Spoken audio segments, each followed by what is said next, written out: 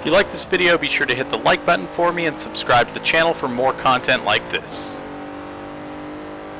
What's up everybody, Ben here, back with another video. Today we're talking about Forza Horizon 4 steering wheel settings. So I'm going to break this video up into a couple of parts.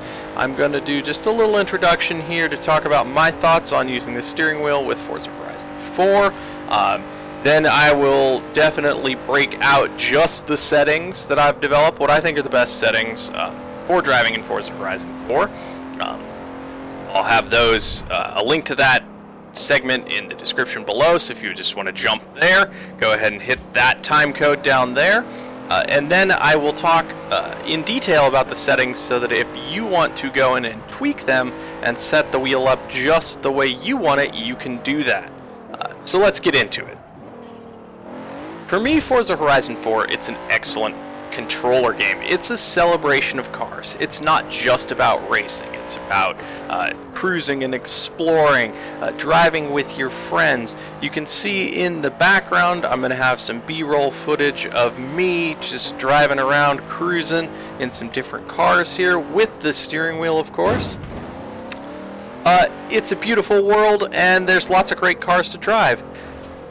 It is clearly been optimized for the controller. Obviously, probably 95 to maybe 97, 8, 9% of people are going to be driving with a controller, right? So they're going to have put a lot of time into making the controller feel great. There's a lot of different steering wheels out there, and clearly you can't spend as much time optimizing for all of them. That being said, I think there is good steering wheel support here. If you played Forza Horizon 3, even Forza Motorsport 7, the controller or the wheel support was not that great in my opinion. But I think Forza Horizon 4 is actually a great improvement on that. I've done several hours of testing here, and I think I've got it down to what I think are the best settings. These settings are primarily for just kind of cruising and racing. I don't have a hydraulic handbrake, and I'm not really a big drifter, so these settings aren't probably ideal for drifting, and there's reasons why actually drifting with a controller is easier. I'll talk about that in a sec. These settings are primarily for Logitech wheels, but I'm sure they'll be applicable to others. I'm using the default Logitech Profiler settings because I think this will probably replicate what happens on a console. I am on PC though, so we can tweak those, and later I'll show you some ways that you could tweak that if you can't get what you want from the in-game settings. Okay, so like I said, we first need to talk about how FH4 works with the controller. There's some important points here. Basically, there's some trickery behind the scenes going on that makes it feel good with a controller and does some things that actually won't happen on a wheel. Regardless of how you feel about that, it does happen and it is different, so we have to talk about that quickly. Then I'm going to cover, as I said, just the settings, so you can click that time code if you just want to go there. If you just want to get out and race, I'll show you my settings and then you're good to go. Then I want to talk about details, right? How each of these settings should be tweaked and what it does and what you're feeling and how maybe you want to do it. So let's dive in and get driving.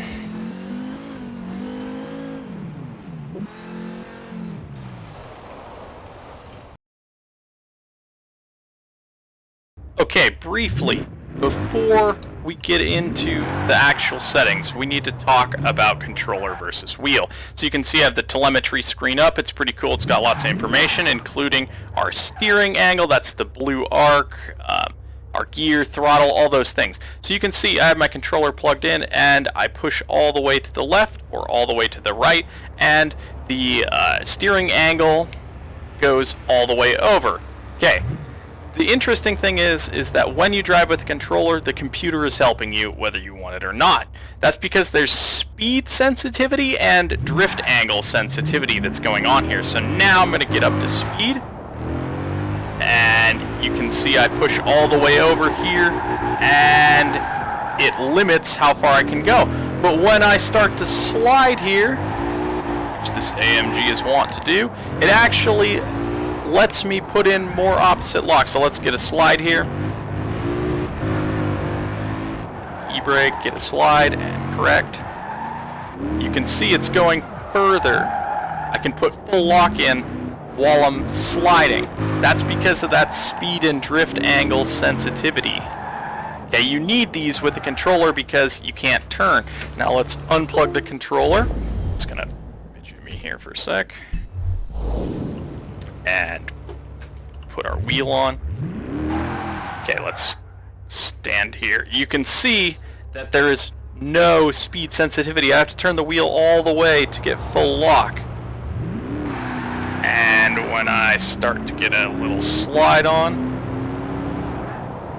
there's no opposite lock help. It's all me holding that.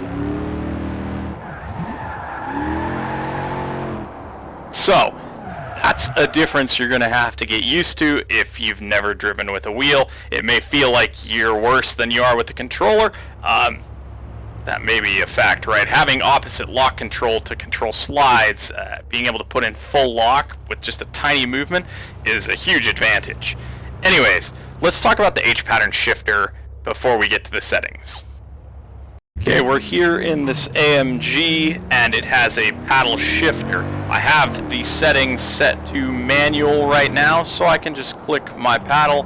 My clutch does nothing, my clutch pedal. Okay, that's cool, but this is a paddle shift car. We have H-pattern gearboxes in some of the cars. If we switch to a car with an H-pattern gearbox, let's go over here. I know the Quattro has an H-pattern. Let's jump in there.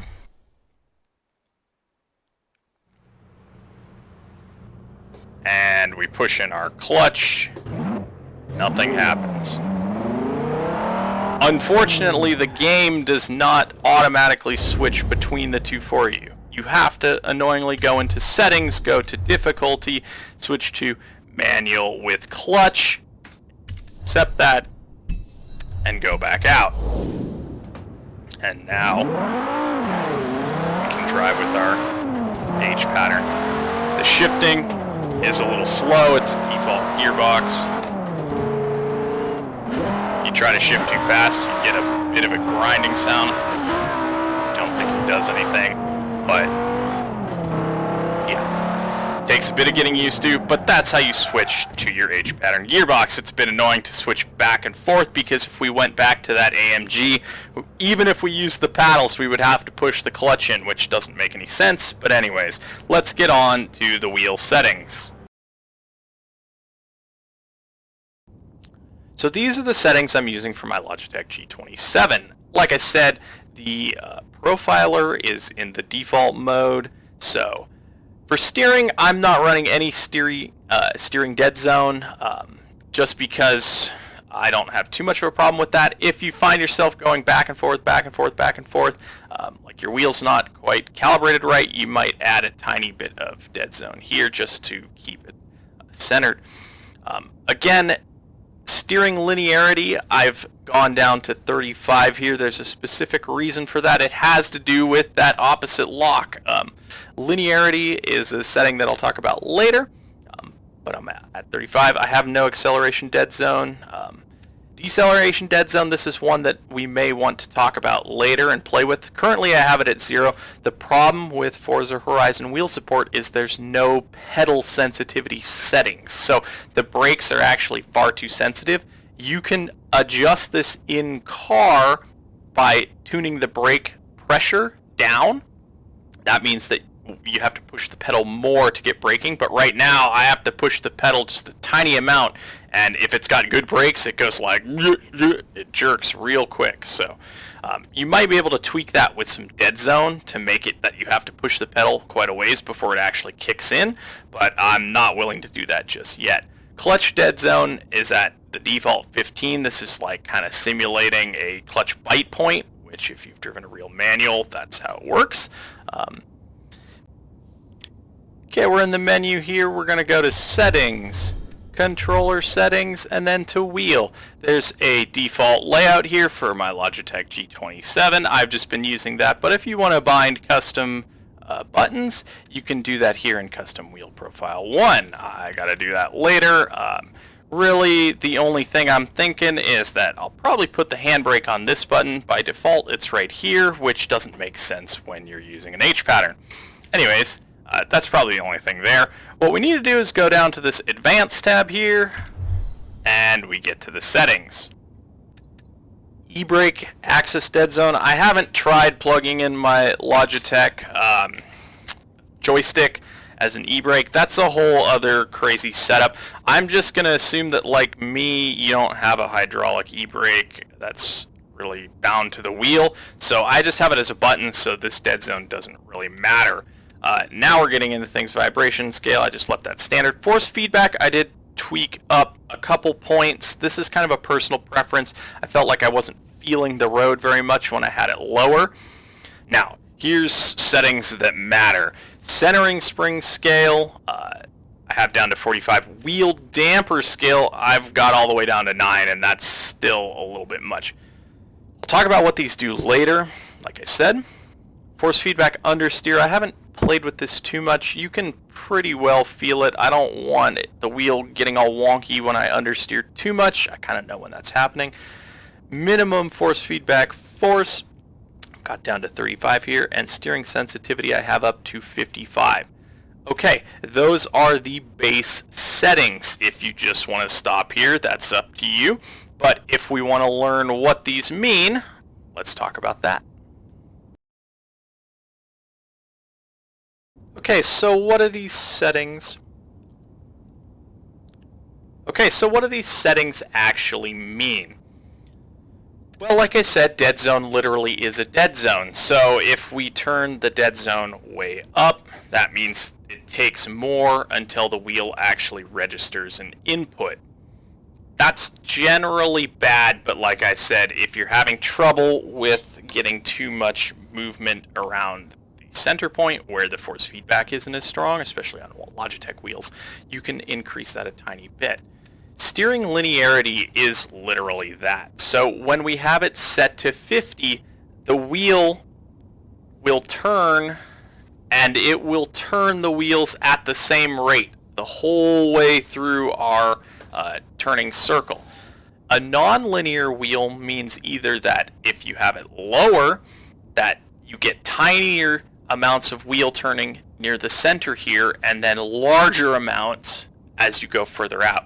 I've set it to non-linear here in the lower value because I actually want that. Remember when I talked about the opposite lock for catching slides? This is where that's coming into play.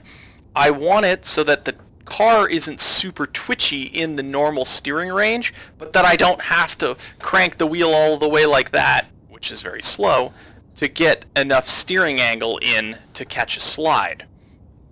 This is kind of a personal preference here. You could go either way. I would not recommend a non-linear on the opposite end steering setting. That means that a tiny movement here jerks the wheel, and then further turns don't turn as much. You probably want to be somewhere 50 or below, in my opinion. You can play with this. These dead zones for acceleration and braking, if your pedal is not clean and it's registering throttle input when you're not actually pushing it, you could apply that. You probably just should clean your pedal out if you know how to do that. The deceleration dead zone, like I said, you could put some in because the brakes are very sensitive. So if we go out here and we look at the car, that's just tapping the brakes, right? And I'm already at like 20% braking. Okay. If we go to cars and we go to tune cars, you can see I've tuned the brake pressure down already to 70%. You can't tune this on all cars. If I had that at 100%, a tiny pedal movement would be massive amounts of braking, and that's just weird. So you could theoretically use that dead zone to cause it that you have to push the pedal more to brake. That's not the way I want to do it. I'll do it through the brake pressure, or just learn to deal with it, just because that dead zone gets a little weird. The clutch dead zone, this is a personal preference. If you've driven a real manual, you can tweak this to where you think it should be. Others of you that haven't, I wouldn't worry about it too much. Like I said, the e-brake, I'll have to test that in another video. The vibration scale, that's just, I think vibrations for like an external device or something like that, but I'm not quite sure what it's doing for us. I've just left it at default because what we care about is the force feedback scale. Vibrations might be like bumps and things like that. It's pretty good, or like when you hit something, it vibrates. Force feedback is what the wheels are doing. So the more of this you get, the more it's going to torque the wheel to imitate what's happening with the tires and the car. So if you're oversteering, it's going to torque it one way. If you're understeering, it's going to do that. I felt this to be a little weak. Now, you should note here, it says this does not scale damper or centering. So centering spring is the force that pulls the wheel back to center. In a real car, the tires turning cause a force that makes them want to go straight. This is imitating that. Here's where things get bad, in my opinion, in the default setups for Forza Horizon. This is way too heavy. The centering spring, I'm actually fighting that, right? And you do want a bit of centering spring so that if you're like getting an oversteer, you can get the wheel back quick, but you don't want too much, right? Because then you have to physically fight it to hold that steering angle. A little bit is good. If you have too little, then you're twitching around, right? But too much, it's really heavy. So I have it down to 45. I might try going a little lower. I've tried it a bit, but yeah, this kind of range is where we want it. The wheel damper. This one is critical. This is how much the wheel resists being turned. It's literally a dampening effect of wheel turning. This, again, is really, really heavy in Forza Horizon 4. I've turned it all the way down to 9. That's so I can quickly twitch the wheel if I need to catch a slide or something like that. These two settings are probably the most important ones in my opinion. I might go even lower, and I might go into my Logitech Profiler and turn the wheel damping down even more, just because it's really, really heavy. Speed, or steering sensitivity. This is when you turn the wheel, how much does it input, right? So the higher it is, the less you need. Again, I've coupled this with the non-linear steering so that right now I don't have much sensitivity in the center, but when I get out here, I'm getting that opposite lock so I can catch slides easily. And, you know, Forza, it's all about sliding, right? So those are what those do. The understeer, this makes loss of traction and understeer feel stronger. I haven't really needed to tweak this much. I know when I'm understeering it's pretty obvious, and I don't like the wheel doing too much. The minimum force feedback force got a 35. Again, this has to do with, you know, just how much is going on in the weight of the wheel. Again, I felt that it's far, far too heavy by default, so I've turned this down here. You can play with it, but I'd say this is probably where you want to be right now. If you're not doing a lot of driving and you just want a really heavy wheel for some reason, you can turn it up. But when you have things like force feedback strength too high, you can actually get what's called wheel clipping, where it's beyond the force the wheel can apply, and that causes weird chattering and noises and heat and bad things. So this is probably still on the high end of the settings. So let's go into the Logitech Profiler for you PC people, and we'll see what we could tweak if we need to. Okay, so we have our Logitech Profiler here. Go to the game controller, Logitech G27 racing wheel properties, blah, blah, blah. Okay, so you can see I have allow game to adjust settings. These still actually take effect. So if I were going to change anything, you could adjust the degrees of rotation down. This would probably help with drifting. So if you want to drift, you probably don't want to have 900 degrees of rotation because that's just freaking ridiculous. The things that I would do if I was like trying to drift would be to decrease the spring effect and decrease the damping effect, and also probably the centering spring decrease as well. Those are the adjustments I would do. Right now, I have just in-game adjustments, and I feel like it's pretty good. So yeah, there we have it. I wanted to discuss my settings for Forza Horizon 4 wheel support. I know it was a bit long, but I wanted to make sure that we got it, and got all the details out there to help people out. If you like this video, make sure you hit that like button, subscribe to the channel for more stuff like this. Got lots of Forza Horizon 4 content coming out. Gonna be doing some streams with the community soon. Still got the Project Cars 2 and R Factor 2 and all our endurance racing stuff. Might jump into some Assetto Corsa here soon too. So lots of stuff going on. Thanks everybody for watching, and I will see you in the next video. Bye for now.